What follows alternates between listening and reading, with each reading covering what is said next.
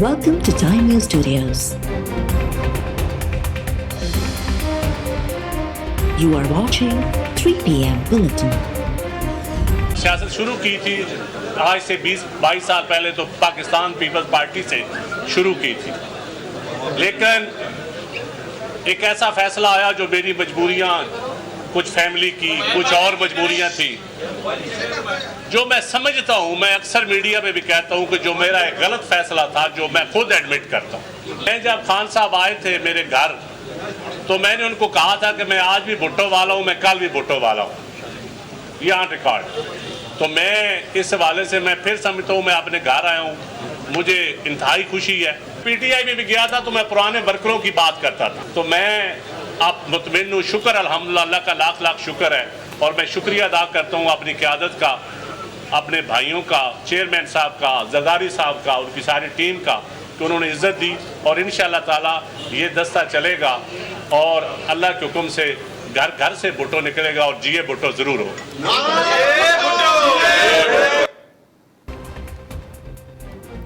नदीम अफजल चंद PTI छॾे peoples party में शमूलियत जो बाज़ाब्ता ऐलान करे छॾियो।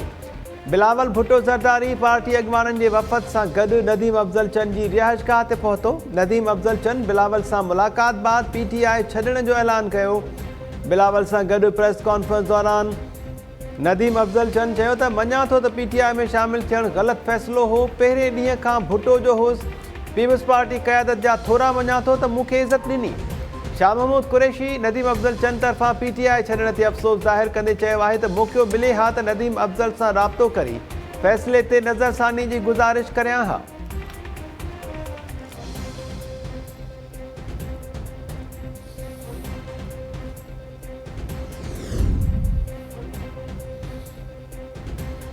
इमरान खान खे डेडलाइन ॾियूं था त बेतमादी रिथ खां अॻु इस्तीफ़ा ॾिए। इमरान खान खे अवाम ते भरोसो आहे त असेंबलीज़ टोड़े अवाम वटि वञणु घुरिजे। ईअं न थियो त इस्लामाबाद पहुची बेतमादी रिथ पेश कंदासीं। बिलावल भुट्टो ज़रदारी चयो आहे त सिलेक्टेड वज़ीर आज़म जो बंदोबस्तु थियण ताईं सुकून सां न वेहंदासीं। माज़ी में एस्टेब्लिशमेंट जो किरदारु न्यूट्रल नाहे रहियो। कुझु ॾींहंनि में उन माइंड सेट जो इम्तिहान अचण वारो आहे। बेतमादीअ में ख़बर पइजी वेंदी त केरु कंहिंसां गॾु आहे। असांखे वेढ़ाइण जी कोशिश न कई वञे। क़ौमी मुफ़ादनि जे लाइ निकिता आहियूं। गॾियल अपोज़िशन जो फ़ैसिलो क़बूल हूंदो।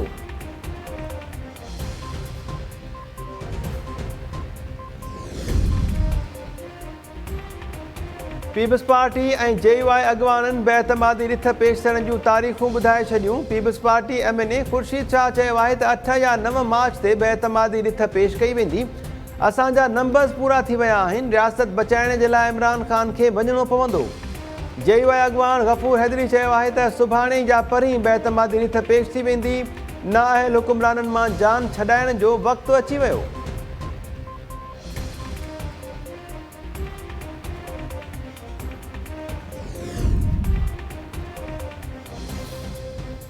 बेतमादी रिथ लाइ फज़ल रहमान जा 48 कलाक या बिलावल जा 5 ॾींहं काठ जो घोड़ो साबित थिया। सुषमा जे वफ़ाक़ी वज़ीर फवाद चौधरी ट्वीट बयान में चयो आहे त अपोज़िशन ईंदड़ हफ़्ते पंहिंजी तहरीकुनि सूधो घर वापसि हली वेंदी। संदन समूरनि दावाउनि जी हवा निकिरी वेंदी। वज़ीर आज़म इस्लामी परॾेही वज़ीरनि जी कॉन्फ्रेंस खे ख़िताब बाद अहम दौरनि ते वेंदो।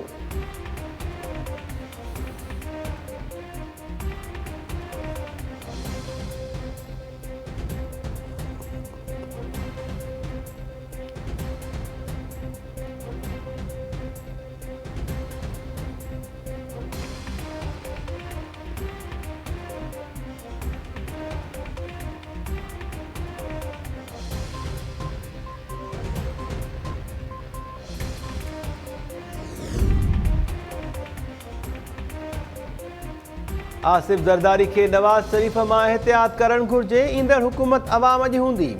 सीनियर कानूनदान एतिज़ाद हसन चयो आहे त अवाम जो जज़्बो ॾिसण सां हुकूमत जे वञण या न वञण जो अंदाज़ो थी वेंदो। मुल्क ऐं इदारनि जे लाइ वज़ीर आज़म अनटर हूंदो आहे। इमरान खान न हूंदो त को ॿियो वज़ीर आज़म थींदो।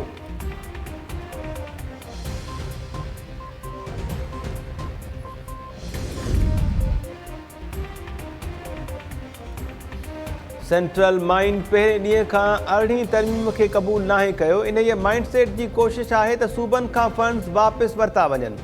सिविलियन बालादस्ती क़ाइमु थियण ताईं मुल्क में तरक़ी न ईंदी।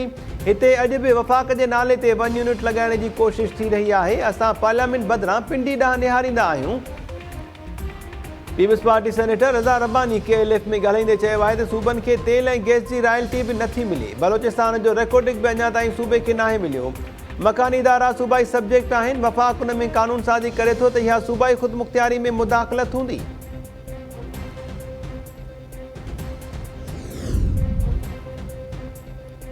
जाली इमाम सां गॾु निज़ाम बि तब्दील थियणु घुरिजे। फ़र्द तब्दील थिए ऐं निज़ाम साॻियो हुजे त ज़ुल्म जारी रहंदो। जमात इस्लामी जे अमीर PTI ऐं पीपल्स पार्टी खे नाकाम करार ॾींदे चयो आहे त पीपल्स पार्टी ऐं PTI में को फ़र्क़ु नाहे। ॿई अवामी ज़िंदगी बहितर बणाइण में नाकाम थी वियूं। लाहौर ऐं कराचीअ जी हालत बदतरीन आहे। टाइम न्यूज़ सां ॻाल्हाईंदे सिराजुल हक़ चयो त वफ़ाक़ ऐं सूबाई हुकूमतूं नाकाम थी वियूं आहिनि। हाणे अवाम खे मौक़ो ॾिनो वञे। शतरंज जी रांदि में तमाशाई थियण बदिरां अवाम हक़ीक़ी तब्दीलीअ जे लाइ तयारु थिए। पीपल्स पार्टी जो मार्च वॾी ॻाल्हि नाहे। मार्च महीने में मार्चिस थींदा आहिनि। हुकूमत जलसनि बदिरां कारकर्दगी ॾेखारे।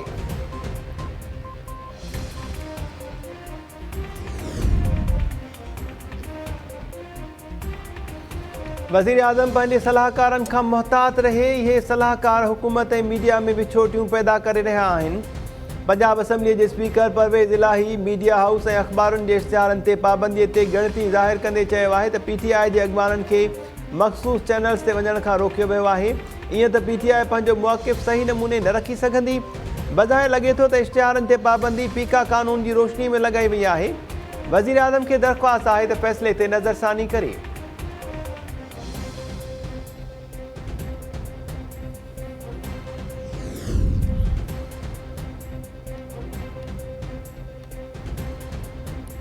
इमरान ख़ान ताज़ियत ते बि न वेंदो हो। उहो हाणे काफ़ लीग ऐं मुतहिदा सां मिलण लाइ वञे थो।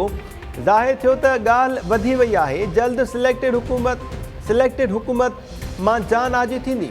सूबाई वज़ीर सईद गनी चयो आहे त सिंध जे अवाम घोटकीअ मां निकितल जोकर मार्च खे रद्द करे छॾियो आहे। कराचीअ में बि खेनि ख़्वारी जो मुंहुं ॾिसणो पवंदो। इमरान ख़ान जे चवण ते पंजाब में पीपल्स पार्टी जे लॉन्ग मार्च अॻियां रंडकूं पैदा कयूं वयूं। अहिड़ियूं साज़िशूं थींदियूं रहियूं त जियालनि जो रद्द अमल अची सघे थो।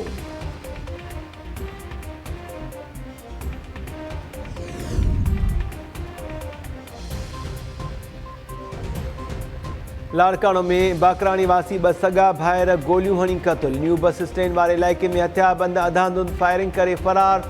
माजी वेलनि में अली ॾिनो ऐं संदसि भाउ दिलबर जतोई शामिल। पुलिस जो चवणु आहे त वाक़ियो पुराणी दुश्मनी जो नतीजो लॻे थो। मक़तूलनि जे वारिसनि जा बयान वठण बाद वधीक जांच कई वेंदी।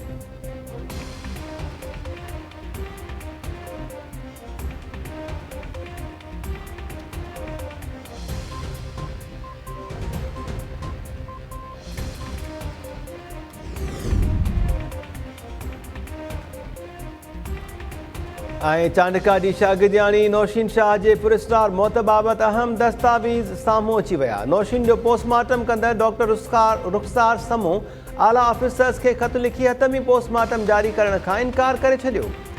रिपोर्ट जारी करण जे लाइ ख़ुसूसी बोर्ड जोड़ण जो मुतालबो।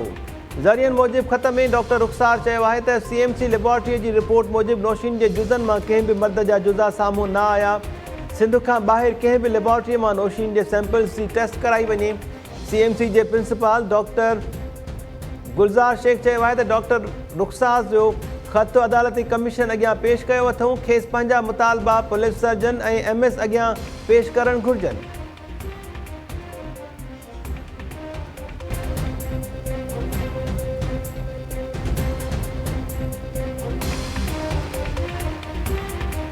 अस्सलाम वालेकुम नाज़रीन। टाइम न्यूज़ में अवां खे भली कार चऊं था। मां आहियां महताब अली नूर। हेडलाइन्स सां ॾिठियूं बुलेटिन सां गॾु हाज़िर थियूं था शॉर्ट ब्रेक खां पोइ।